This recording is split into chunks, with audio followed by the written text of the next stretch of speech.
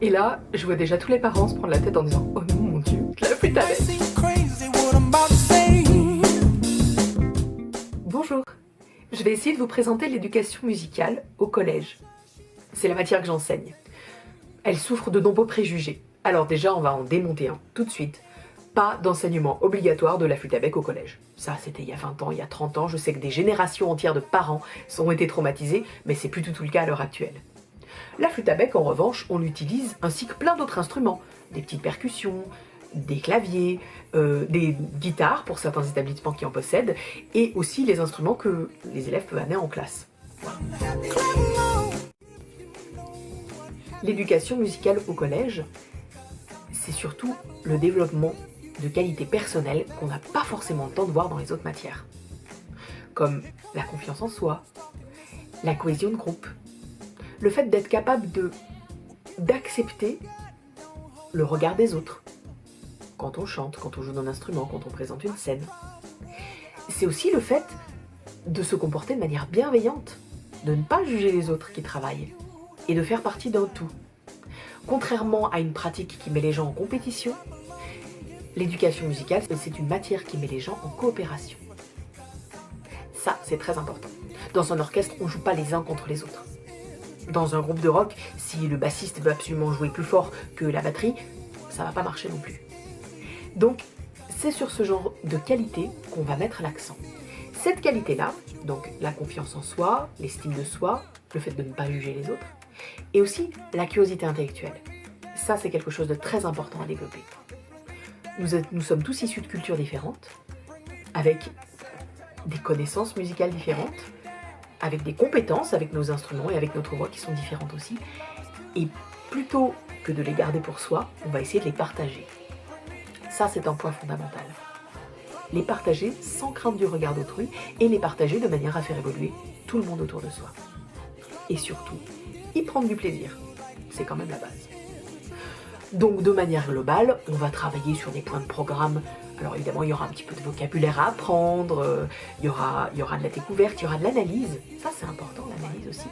Être capable de définir qu'est-ce qui nous plaît dans une musique, qu'est-ce qui nous plaît pas, pourquoi est-ce que ça nous plaît, pourquoi est-ce que ça nous plaît pas. Ne pas se contenter de dire « Ah non, cette chanson, elle est trop nulle ».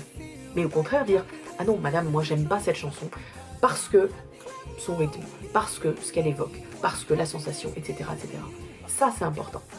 D'accord ? Deuxième chose, on va essayer de varier un petit peu le contenu du programme à l'intérieur d'une année. Chaque année, on va essayer par exemple de travailler sur un mouvement musical différent. Ça peut être le reggae, le rock, le rap, pour les musiques actuelles. Ça peut être aussi des éléments de musique ancienne. Donc chaque année, on va varier un petit peu le programme pour voir un petit peu tout ça. On va aussi travailler sur des cultures étrangères. Moi, cette année, par exemple, avec les troisièmes, je travaille sur le Japon, la culture japonaise, aussi bien sur les musiques traditionnelles que sur les courants de musique actuelle. Voilà, ça permet de s'ouvrir à tout ce qui se fait dans le monde.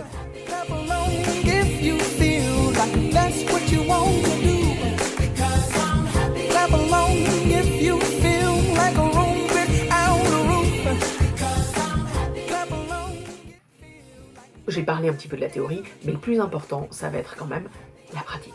C'est le cœur de l'enseignement musical au collège, c'est la pratique. Alors évidemment, on ne sait pas tous jouer de la musique, mais on va tous apprendre à faire quelque chose. Des rythmes avec notre corps, utiliser des petits instruments, faire preuve de créativité, inventer des paroles sur une musique existante, ou au contraire, créer une musique, inventer un couplet, inventer un refrain, inventer un rap. J'incite toujours mes élèves à se mettre en scène quand il y a de la restitution et qu'ils ont fait un travail de groupe de création. J'aime quand ils s'amusent à amener des décors en classe, quand ils ont des costumes et qu'ils nous font des présentations vraiment intéressantes. En général, les projets se travaillent par petits groupes. Ça favorise l'autonomie, l'esprit d'initiative et surtout la cohésion. Parfois, c'est les copains qui vont se mettre ensemble, parfois on tirera au sort. Tout le monde aura l'occasion de travailler les uns avec les autres. Et toujours en coopération, jamais en compétition. Ça, c'est le plus important. Voilà. Ah, une dernière chose. C'est un petit peu décousu, mais c'est difficile de parler sans avoir de retour en face et sans avoir de questions. Mais une question qui revient très souvent lors des portes ouvertes, en général par les futurs petits sixièmes qui nous demandent « Madame, est-ce qu'on sera obligé de chanter tout seul devant les autres ?» Alors je vous rassure tout de suite, Non. Ça n'arrivera jamais. Alors, sauf si vous avez envie, hein. On est d'accord que si vous avez envie de chanter tout seul, vous avez le droit, et ça nous fera plaisir d'entendre votre belle voix et votre interprétation. Mais si vous êtes un peu timide, ou si vous ne vous sentez pas à l'aise, vous ne serez jamais forcé de chanter seul. À aucun moment. Pour vous évaluer sur une chanson qu'on a travaillée, vous passerez par groupe de 5 ou 6, c'est largement suffisant pour qu'à l'oreille, moi, je puisse distinguer vos voix et le travail que vous avez effectué. Voilà, donc j'espère que c'est un point qui va vous rassurer, parce que c'est une question qui revient très, très souvent. Clap along if you feel like a